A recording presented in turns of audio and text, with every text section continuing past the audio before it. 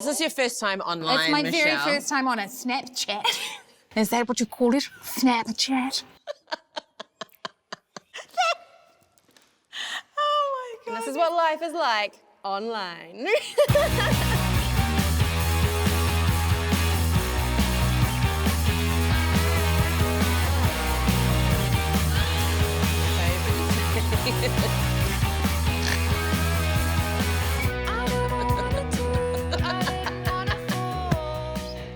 I'm Michelle. I'm Alex. And I'm Leonie. Kia ora koutou, no mai ki On The Rag. Welcome to another episode of On The Rag. This month we're talking about... Being online. Yay! So the internet... The internet. It was The information superhighway. the last frontier. Oh no, that was Star Trek or something, wasn't it? Space. It was supposed to be this wonderful place where we could all have a voice and have it respected. Right. It's going to be super democratic. If you can access the internet, you should have the same power and platform, technically, as everybody else. What was your guys' first memories of interacting with other humans online? I remember the halcyon days of MSN Messenger. Oh, using that as like an 11, 12-year-old and the dial-up from Featherston in the Wairarapa. What I just remembered thinking about this episode is you could like attach a little profile. This is so embarrassing. You could attach a little profile to your page. And mine, when it was like relationship status, I put single and looking. As an 11-year-old. Today, that would just be a horrible red flag for every picture of a penis ever to find poor innocent 12-year-old And I just lived like that for a couple of years. Like there was no problems. I still feel like we haven't borne the brunt of it in the way that teenagers now have. Yeah, it's got to be so different, surely. So for this episode, I decided to go back to school. Instagram terrifies me. I spend hours a day scrolling through photos of smooth skin and perfect bodies. Frankly, it all makes me feel like shit. I also can't help but think about how much harder it would be to deal with all of that in the hormonal hell zone known as high school. Because if I can't cope as a 27-year-old woman, then how are 16-year-olds handling it? Today, I'm going undercover to find out. How do you do, fellow kids? What's the tea? Oh. I noticed none of you were wearing a backwards cap or carrying a large dictionary. That is so 80s. So I'm here to talk about social media with you. What's your main social media platform? Instagram. So who is it that you're following on Instagram and why? The Kardashians. Yeah? Yeah. They've always got tea. Just coming They're out. always in some sort of drama. Yeah. So that's why you follow them, for their lives and Scrolling. Sometimes it's kind of bad to follow them because they look really great and you're like, Yeah, compare yourself. And you're like, oh, I can't relate. They do work hard to keep their bodies the same, obviously. So it does require them to actually make the effort. We're not like yeah, when you've we got did money to do it though. So it's kind of like, oh, we can't do that because we haven't got money. Unless you want to, donate some money to us so that we can do that and get the body we want. Yeah. But do you want that? Not surgery, but we do want to make our feel good about ourselves. The confidence Yeah. they have, I think. So do you think that confidence has come from them looking like that? Yeah. If you had the money, do you feel like you would change anything on your body or your face? Honestly, yeah, I'd probably use it. Probably get an implantation with my boobs, but other than that, I wouldn't touch my bum and I wouldn't touch anywhere else. Yeah, I would. I'm planning on getting it, just on my breast. Wow. I'd get microblading on my eyebrows because I don't have any eyebrows. This is me drawing them on. Do you feel like those sort of things have come from Instagram to a certain extent? Yeah. YouTubers. Yeah, I feel like you find the best ways to do it as well because you see that they got it and you're like, oh, that would be a really good idea for me because I have the same issue or I have the same problem about myself. But Yeah. There's videos of people getting their hairline tattooed. If they're not happy with their hairline, they'll get it tattooed so it's more even. But the Kardashians are always there at the booth and they're like, I'm just getting my face done, guys. And I'm like, Yeah. Like people videoing themselves getting like plastic surgery. Yeah. yeah. I want to talk about filters for a moment. Does that change how you see yourself? Because it alters your face. I mean, not just obviously the puppy ears, but it kind of lengthens out your face, clears the skin. Do you ever look in the mirror and be like, who dat? I look at myself and I'm like, great, I don't like my freckles. Like, Really? I just don't like filters, like, just bites all that out because I just don't like it. On the phone, you look different rather than in real life. So yeah, it's just sad. Yeah. Look at yourself in the mirror and then you look at your phone and you're like, oh. That's a bit sad. Yeah. Interesting. So what about, do you think that boys or young men use Instagram differently to how you use it? Yeah. I How feel like so? they probably follow a lot of the same people, but they do it for different reasons. Yeah. They follow them because they're attractive. Do you think they feel any of the same pressures that you feel when you follow people like the Kardashians? I don't think so. Like, because they're like, oh, that's what a girl should look like. And it's kind of like, oh, okay. Like, what don't we have that they have? You know what I mean? Because we could have the same qualities, but they don't know us. Because they don't want to get to know us. Because we might look a different way from what they like. Do you get messages from boys on Instagram? How does all of that work? Random people in the DM. Yeah, sometimes it's people from school, but then sometimes it's like people from your area, but you don't really know them. Or just people from other countries as well. Yeah. Like people from like Canada or America. Like they'll make a group chat with random people that you've never heard of, and they'll be like, hi, blah blah blah blah, send nudes or go to this website to have some fun or something, and it's like it's really weird. Yeah. So how does that kind of make you feel when random people say stuff like that? I kind of laugh at it, but then I'm kind of just like, It's Disgusting. It's unnecessary. It's just and they're always older, like way older, and it kind of just makes you feel uncomfortable.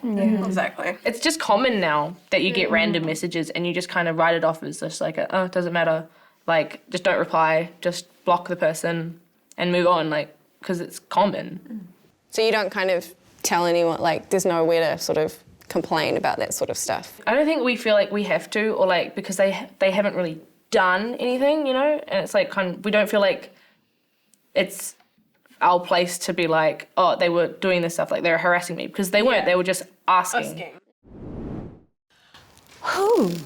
Exactly, the impact on mental health, body image, and the fact that it's just their whole lives in a way that we can't relate to. One of the most shocking things from that for me was the volume of older men approaching these 16-year-olds on Instagram and asking for nude photos. Yeah. But also the way that that's become so normalised, it's not even recognised as harassment. Literally a crime. Yeah. For these men to be soliciting underage women for nude pictures. So, girls, if you're watching, they're not just asking, they're committing a crime. You're allowed to tell someone about it. Yeah, please tell someone about it. Please tell someone about it. But, like, it was awesome, like, how brave these girls were. They wanted to talk to you about this, be honest about this, because I didn't know. No. It's terrifying. Yeah, we're going to have to learn some new tools and skills for dealing with this thing that we've got. What I find really interesting is that the internet is very much like the world is for women. Yeah. We've just translated the Weirdly. shit we have to deal with in the real world onto the internet. We fucked that too. Exactly. Now you don't even need to go out of your house to shout at a lady. You know? See, I've never had someone on the street yell, "Shut up, you fat, ugly bitch," at me. true. And yet I've been told that a number of times on the internet. So it's like a weird reflection of the real world, but it's also really like condensed, extreme version. I've had that shouted at me when I'm standing on stage under a spotlight with a microphone. Right, i.e. a lady with an opinion. Which is like what happens to when you're on the internet, having your moment with your voice, Got right? it. Yeah. No one's ever stopped me. Back in the day, if I was to write an opinion piece on a piece of papyrus, no one would stop me and scream, "You've just written that because you've got a sandy vagina." But on the Spinoff, it's open season. It's a classic. That is a classic. I actually found two women, and I'm going to talk to them, two women who know more about this subject than anyone else. Meg Durand is the campaigns director for Amnesty International New Zealand, who have done significant research in the area of online abuse and its effects on women. Meg, the internet is a massive flaming turd for women and people of colour. True or false? Honestly, I think the evidence is true. Yeah. We did some survey work that showed women in New Zealand, around a third of them had experienced online abuse and harassment. And I think that's quite important to indicate that this isn't like people disagreeing with their opinions. Yeah, and that's a lot. Like, oh, that's not very nice. This is women that actually got threats of abuse. And so some of the impacts that those women then reported were 75% of them struggled to sleep. 62% of them that had this experience had either panic attacks, anxiety or stress as a result. Literally, this is hurting women. The psychological toll is quite high on its own, but how often does online abuse end up becoming like a physical threat to people's safety? So we had, I think, around 39% of people that said they experienced online harassment and abuse also feared for their physical safety. So these were definitely threats like, you deserve to be raped, you deserve to be hung. The other thing that I think is really worrying is that women are switching off social media, or they're changing how they use it. So when you're looking at a tool that's meant to provide freedom of expression to people, and it's meant to level the playing field as far as people's ability to access information and have their say, we found around 49% of women who'd experienced this said they stopped using social media or they used it differently as a result. So literally a platform where you have a whole lot of people saying, it's my right to have freedom of expression, this platform's actually silencing some people. Yeah. And those people are people that are already marginalised in other spaces in life. If you have a Twitter account, you'll be familiar with the kind of abuse aimed at Green Party MP Golriz Ghahraman. She's an attractive woman of colour, a refugee, a lawyer, a politician, and it makes men insane. I get it all the time, but I especially get it when I appear to be confident. They hate that. So it'll be on anything. I got some mild harassment the other day when I posted a Mother's Day post about my mum, and she's Iranian. Yeah. That just happens to be where she's from, where I'm from. And I got a whole thing of like, you're actually hired to talk about New Zealand. Why are you talking about your Iranian mum? And it's like, well, it's Sunday, so I'm not actually working. Yeah. Also, that's just where my mum's from. Not gonna lie. Such dicks. So it's that thing of you can participate as a woman of colour or as a migrant or refugee woman, but, you know, like just once you get in, just quietly sit there, behaving as an equal, as a qualified, deserving person. Yeah. That really annoys people. I get a lot of love as well because I think as someone who is unique in terms of my background and the position that I'm in, I'm like my story and my face means a lot of different things to different people. What effect over the years, like accumulatively, has all of this had on you and your relationships? I think it causes anxiety. So I have therapy for anxiety.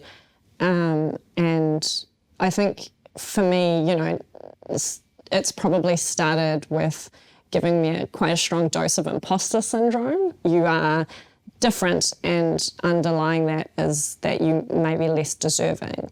So I think, and we all know, as I think women of colour and other minorities, that you kind of have to double yourself and triple yourself, and you know, before you can kind of achieve the same level of respect and trust. Do you think that there are, like your colleagues, especially the sort of non-women, non-people of colour in Parliament actually get? Do you think they actually understand what it's like for you? No, I don't think you can, no. You know, you bring that armour that you've had to put up and that kind of lowered, you know, I don't have any emotional reserves some days. I know you've done a lot of research in this area, so on a larger scale for, say, New Zealand women and people of colour, how bad is the problem of online abuse and harassment? I'm so happy that there's finally research on this, and it's that, you know, we are experiencing microaggressions in a way that's causing us mental health harm to the same level as soldiers who are based in combat zones. But that feels real though, right? Like, I feel like we've all suffered a degree of anxiety as a result of comments that we've received online about ourselves. And it's that unrelenting nature of them and not knowing when the next one's coming and always steeling yourself, putting the armour on for it. That's where PTSD comes from, is not knowing when the next bomb's going off. And since we recorded that interview, things have got even worse for Golriz because of comments made by David Seymour in an interview with Lunget, where he called her a menace to freedom because of her advocacy for being harder on freedom of speech and hate speech laws to protect people like us who are getting abused and harassed online. That was then signal boosted by the ACT Party on their social media. So now that a slightly psychotic group of men who react to her like that are even more emboldened. Rallying and cry. And so Golriz is now travelling with a security detail. Because what actually happens when people say they have a right to say whatever they want, freedom of speech, blah, blah, blah, is the effect is people get silenced. Women leave Twitter, Facebook, women of colour stop talking. Yeah, exactly. And so they disappear. And again, it's the internet reflecting what happens in the real world where you have to scuttle away and hide because it's too much. Yeah. It's like if you took your Twitter feed and you put it in a real room, what would that look like? Who would the loudest voices be? Because I've seen so many women, especially, just disappear from Twitter. Voices that I've loved just vanish, and they're still...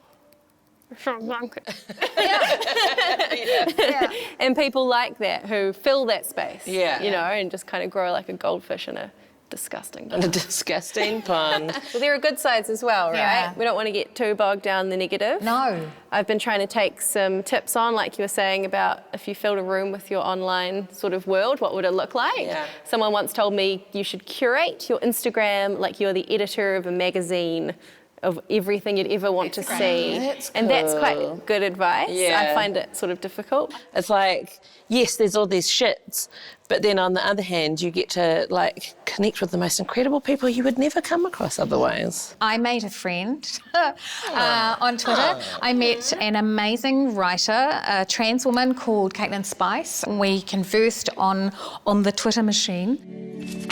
Hi, my name's Caitlin Spice and I'm a transgender author. Growing up, I desperately wanted to be a girl and thought all the other boys did too. Turns out this wasn't the case. That's why I think it's important to have stories that show trans kids that they're not alone and that they can lead happy and fulfilling lives, which is why we've created this exciting new children's book. She has agreed to come and meet with us today. This is really exciting for me because it's the first time I'm going to meet her in the real world. Welcome, Caitlin Spice. Thank you. Caitlin, one of the powers of the internet is that you get to be who you really are. Can you tell us your story? I guess it starts when I got on the internet, which was back in around 97, 98 when I was a student. And I quickly became very enamoured of the internet because I realised, especially in chat rooms and stuff, you can present who you want to be. So yeah, as soon as I hit chat rooms and stuff, I was like, this is pretty awesome. I got some issues I need to work out, and this is the perfect place. What did it feel like when you started to have those conversations with people online, with people who accepted you immediately as Caitlin Spice? It was very normal. Yeah. It was very ordinary, as opposed to interactions being a little bit fraught in real life because I was always suppressing who I was. So. Do you know who any of those people are to this day? There was one lady, she was from the States, and her name was Anna Oki, and she was like my mentor. Wow. She was like a football coach in like Alabama or something originally. Oh my God, cool. Amazing. And then she transitioned, because she transitioned, I think, in the late 80s, there was still a lot of discrimination. So she hopped from state to state, trying to leave her past behind, essentially. Wow. And she succeeded in the end, so. Do you think the freedom that people have online to explore their identity, that happens more often now? Definitely, yeah. I think the anonymity of the internet means that people can do and say things they wouldn't normally do and say, which isn't necessarily a good thing. No. Yeah. As we've already found. That can be a good thing as well. Yeah. Like, I think for every young trans person these days, online is the first place where you start to get to express who you are. And it's also a good way of informing everyone because everyone's online now. So yeah. It's not all, rainbows and puppies on the internet, is it? No, it's not. You take some shit for being who you are as well. Yeah, I think, it's been a long time now. I transitioned 12 years ago, so I've heard everything that it's possible to say to someone like me, and none of it touches me anymore. Really? Yeah, it's just noise now. I mean, occasionally someone will say something that I'm like, oh, that's a bit on the nose. That's something about my appearance or something, because I think we're all a little bit sensitive to that. But if they say general stuff.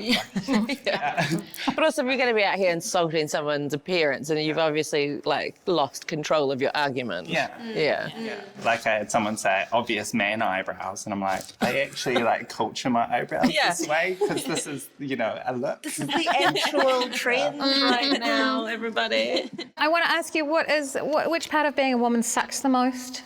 Probably the really overt sexual stuff that gets thrown at you, especially online. One of the other problems with being a trans woman online and being open about it is you get legions of penis pictures, profiles following you, and really nasty pornography in their banners and stuff, and raw dick pics in your inbox. Oh my God. Because there's this assumption that this is a sexual thing, so... Have an unsolicited dick. Yeah. Wow. And they're always ugly. What an honour. I've never seen a good one. I'm like, dude, if that's the only thing in life you're proud of, angles, man, something. Lighting. Yeah. Put some powder on it. Some greenery. Yeah. Have a wash. Wow. Caitlin, thank you so much for coming to see us in the real world, and we'll keep chatting to you on the Twitter and the Facebook and all of those things. Thank you for having me. Tell everyone your Twitter handle if you want them to know who you are. Sure, it's @KateSpice, that's C-A-T-E, and Spice spicy food. She's hilarious. Really good. That brings us to Kia ora Queenie for this month. We've already talked about her in this episode, but we also want to give her all of our support because she's really going through it. Our Kia ora Queenie for this month is Gauri's Garama, MP, but also advocating for things to change. So thanks very much, and we're on your side. And that's the end of our episode. Thank you so much for watching this show about being online. We really appreciate it. You can listen to On The Rag podcast on the Spinoff and follow us on all social media. Otherwise, we'll see you next month. Hei te rā marama. Hei te rā marama. I have to see what else is happening. It's a shame.